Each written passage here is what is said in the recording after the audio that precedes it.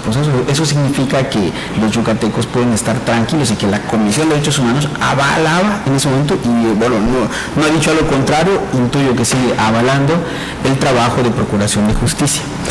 Y ante ese sentido tú acabas de mencionar que, bueno, el Ministerio Público, ante el indicador de órdenes de aprehensión, eso significa que, bueno, están haciendo ahora sí que el trabajo muy apegado a derecho, muy apegado a las leyes, porque, bueno, a final de cuentas, si tú no integras bien el expediente, lo haces con base a mentiras o lo haces con base a solo indicios, pues bueno, se te cae, porque el juez a final de cuentas pues, no tiene los elementos.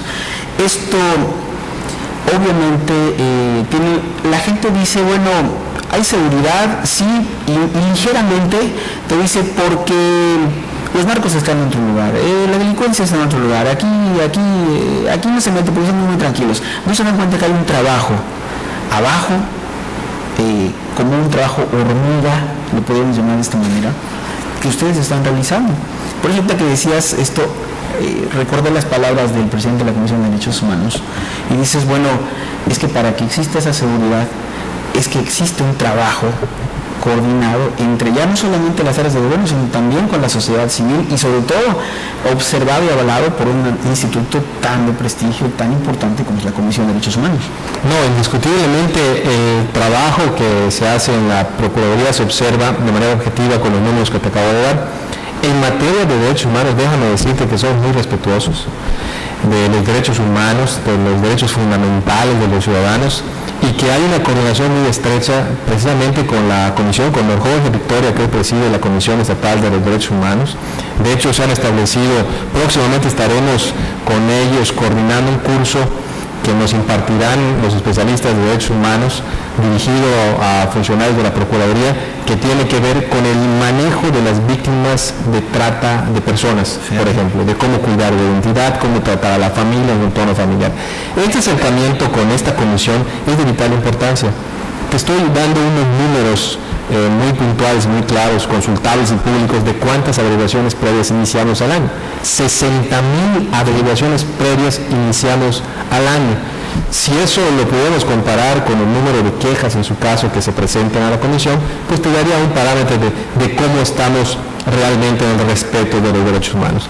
Pero déjame decirte que no solo me quiero ir a esos números y que cada quien saque sus conclusiones, porque son realmente mínimos, sino que además hay las recomendaciones que se presentan, las analizamos realmente con toda seriedad, y hemos aceptado recomendaciones que han sido en torno a abrir alguna investigación interna o alguna averiguación previa en contra de personal de la Procuraduría o quien esté cometiendo violación a los derechos humanos. Somos respetuosos de los derechos humanos, lo vamos a seguir siendo, y vamos a seguir teniendo esta coordinación muy puntual con la Comisión de los Derechos Humanos de Yucatán, o incluso con la Comisión Nacional de los Derechos Humanos.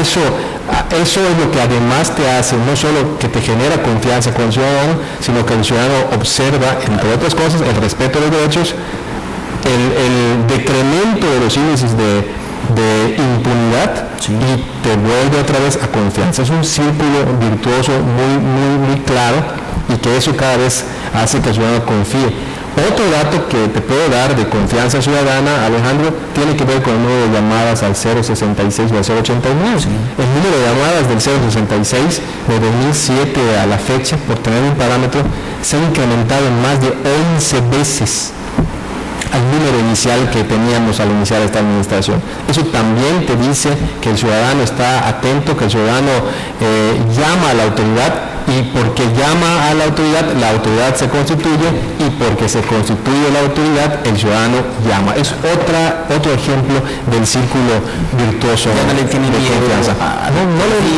No, exactamente. No le tiene confianza. Exactamente, y eso tenemos que fortalecerlo. Ese es el trabajo que nos toca hoy hacer, fortalecerlo y preservarlo para mucho tiempo, desde luego. Un dato que me llamó mucho la atención que el licenciado Victoria dio en esta mesa, la pregunta fue directa, y se la tengo que hacer porque al final de cuentas está en el tintero. ¿Hay tortura en Yucatán? Y me contestan no. Tampoco se descarta que en un futuro o en un momento dado dice que hay un proceso de investigación de algún caso, bueno, pudiera ser que el que se siente víctima diga sí, pero cuando hacemos la investigación, que tiene y además un método que no es nada más ir a observar, ¿de dónde te dieron? O, sí, aquí, sí, hay tortura, ¿no? Sino que hay un método, ese no, en Yucatán no hay tortura. Así es, en Yucatán no hay tortura y lo que sí hay es el respeto a los derechos humanos de los ciudadanos. Oye, pasamos a otro punto. Ayer en el Twitter pues ahora sí que nos causó un poquito de sorpresa una nota que ya luego hoy sale publicado en algún medio de comunicación que gusta mucho de poner en encrucijada a los ciudadanos, sobre todo a los yucatecos, auto de formal libertad a Cecilia Patrón. Perdón, Cecilia Flores Argáiz. Híjole, ya me estoy metiendo. Es la mala influencia aquí que tengo de Miguel Gutiérrez. Para nada. No, perdón, no estoy pensando en eso, estoy pensando en el caso de Cecilia Flores Argáiz. Bueno, realmente las acusaciones que nosotros presentamos en su momento, o la acusación presentada en su momento por parte de la Procuraduría, ahí están. Hoy están todas las que tienen manos de diferentes jueces del Fuero Común, y sí, nosotros nos enteramos de esta noticia, pero es en referencia a uno de los expedientes en el que recurrió el expediente hasta el cuerpo colegiado de magistrados federales, que determinaron concederle su libertad, y en consecuencia el juez del Fuero Común, que conocía el expediente, determinó ese auto de libertad al que hace referencia. Hay otros expedientes que todavía se están ventilando siempre en el seno del Fuero Común y que están incluso siendo revisados algunos en el Fuero Federal. O sea, esto significa que dentro de varias acusaciones que tiene fue exonerada por una. Eso es lo que significa, okay. Que fue exonerada y que en esa acusación pues se le otorgó el auto de libertad. Sin embargo, por los otros procesos que se le sigue todavía se mantiene siguen los procesos, los que están pendientes todavía ahí siguen, y te insisto, es un asunto donde, si bien es cierto, presentamos acusación y tenemos a los fiscales muy pendientes, pero es un tema que hoy está en manos de los jueces del Fuero Común analizar y al final de cuentas determinar si hay elementos suficientes para sentenciar condenatoriamente.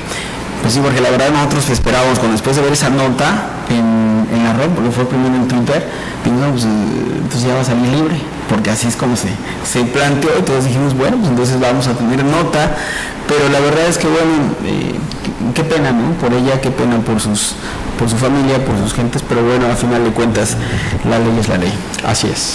Oye, bueno, y entonces, en el clima, ver un corte y ya para cerrar este bloque, cuando regresemos platicamos un poquito cómo se mide o cómo cerró el año Yucatán en términos de seguridad pública a nivel nacional. ¿Sale? Muy bien. Regreso. Estoy de vuelta, muchísimas gracias por sintonizarnos. Bueno, voy a cerrar el círculo de esta plática con el licenciado doctor Cabrera Rivero. ¿Cómo cerramos el año a nivel nacional, Yucatán? Bueno, bien, desde luego en Yucatán lo cerramos bien. Yucatán se mantiene con índices bajos en varios temas relacionados con la seguridad en su conjunto. Hay un índice que es el eje para comparar la criminalidad de los países, de los estados en un país y de los países en su conjunto a nivel mundial, que tiene que ver con el índice delictivo con el índice de homicidios cometidos por cada 100.000 habitantes. En Yucatán, durante 2010, se cometieron 35 homicidios dolosos. Durante 2010, 35 homicidios dolosos. De todos ellos, los 35 se aclararon, la mayoría dentro de las primeras 48 horas de cometido el delito. Te voy a poner el ejemplo o contrastarlo con otro estado, un estado muy violento, que realmente no me gusta a mí hacer la comparativa mencionando incluso los nombres, pero otro estado muy violento del país que tuvo en el mismo periodo 3.524 homicidios dolosos. ¿Del norte? Sí, del norte. Entonces, eso es un contraste que te hago, porque fíjate que incluso en esta plática que tuvimos con jóvenes estudiantes de esta universidad, hablando sobre mentes criminales, una parte importante es la que decíamos, ¿qué tanto valoramos lo que tenemos? Y esto equivale a decir exactamente de que nosotros no lo contrastamos ni lo valoramos porque estamos lejos del delito. Sí. Y el ser humano, incluso con los índices tan bajos que tenemos en Yucatán, mientras permanezca alejado